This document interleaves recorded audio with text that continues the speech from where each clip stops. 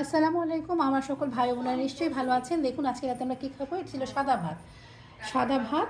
আর এই ছিল, শুরু করছি, ইলিশ মাছ, বেগুন ভাজা, দুপদের ভর্তা আছে।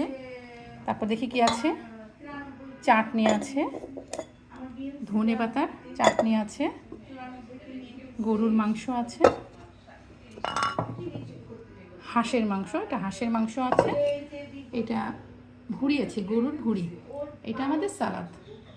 আর এই যে কাঁচা ঝাল, লবণ, এগুলো যদি স্বাদের জন্য কারো লাগে।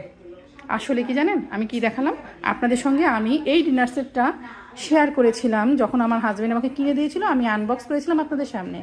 আর আজকে যেটা আমি আপনাদের খাবার কীভাবে পরিবেশন করছি সেটা দেখালাম।